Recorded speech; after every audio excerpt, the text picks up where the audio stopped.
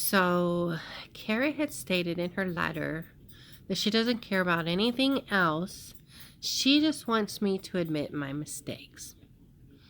Well, okay, let me begin a list as best as I can. I got married. I got pregnant by him. I allowed him to abuse me. I moved in with my mother.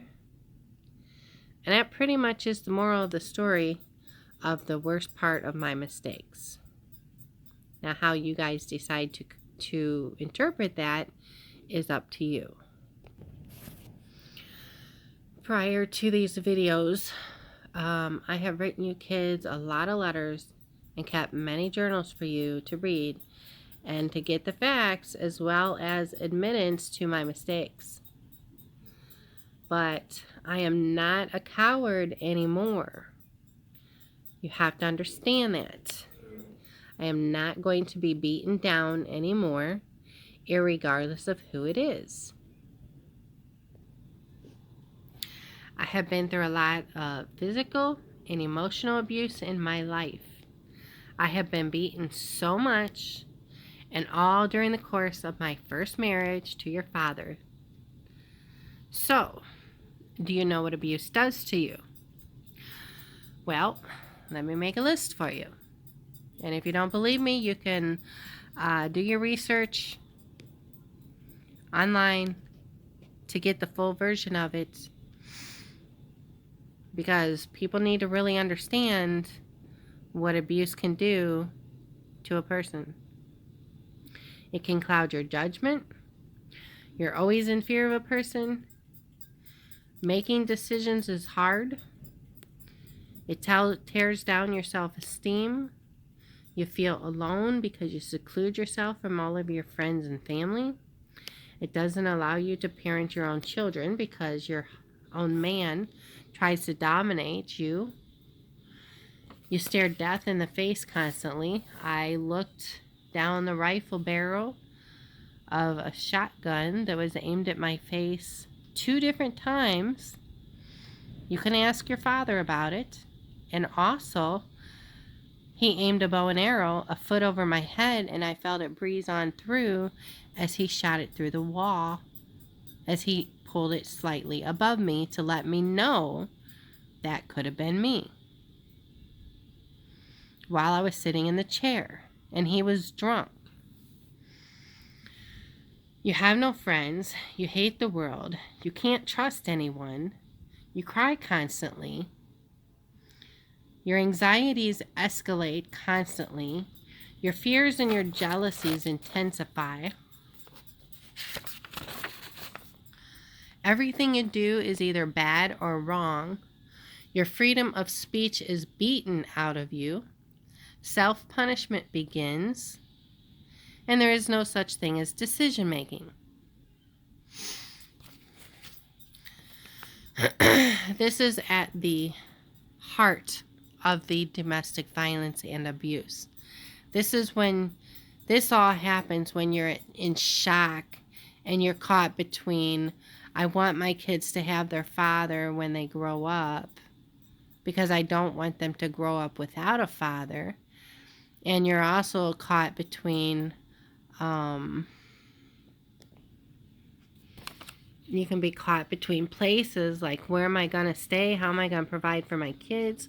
Nobody's going to take me without my kids. And at this point in time, I didn't have any friends or anywhere to turn to because I didn't have the support group that you guys have. I didn't have all of that. I've never been a very social person. I had very few limited people that I allowed to know me I was not a social person. And when you're in a situation like that, you don't really see the door. And when you do finally find the door, you turn away from it sometimes because you want to forgive your husband because he is the father of your children and he is all you know at this point, and you are afraid to leave. Not to mention the several times that I did try to leave him and he found me all the time, and then he would sweet talk his way back in the house, say he's going to change, and then a month to 6 months later, he's back to his old self again. And, you know, he tells you he's going to change. He tells you he don't want to treat you like that anymore. And then finally he goes back to treating you that way. And after taking it for too long and have finally had enough, and you find the strength to leave, he makes it hard on you to go by creating more problems with a much bigger mess. Along with his family and friends who sat back watching and laughing and continuing on with their parties while he was abusing me right there in front of them because it was a joke to them. And since then, I have had run into them a few times, and one of them, all he can say is, you know, I'm a different person now than I was then.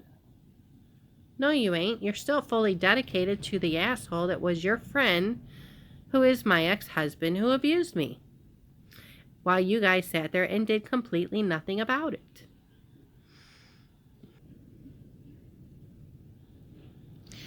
And then the real fun kicked in when my own mother came into the picture, and I turned to her for help as a way to get away from this person who was abusing me and who was putting my kids in bad situations. And that's a whole different story. I'm not going to get into my mom at this point in time in this video. But, you know, it's just hard for me to resurface all the memories and the anger and the hurt. And at this point in time, as you can tell by the tone in my voice and 11 years into reunion, you know, I don't expect you to believe me. I know you won't. You guys have been taught not to believe me and that I'm a liar. And, you know, I'm sure that Keith has said his things. And like he has always told me in the past, I'm not going to tell him myself. Why would I do that? That was his motto when we were married. I'm not going to tell him myself. I'm not going to tell the courts I do that. I'm not going to tell the courts that. But I can't do anything to provide you with the proof that you need. I can give you a few resources, but you guys don't care at this point anyways. But should you ever ask, I know somebody you can talk to who will verify everything.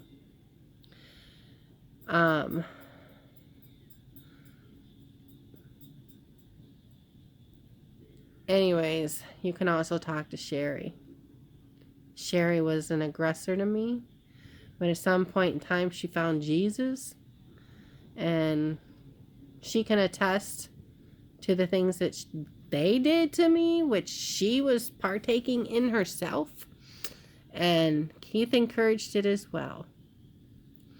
But I have so much pain from everything that occurred, and the only thing that is left that I can do at this point is come to terms with my past and continue living my life. And that's the voice that you are hearing in these videos right now, today. So you can take it for what it is.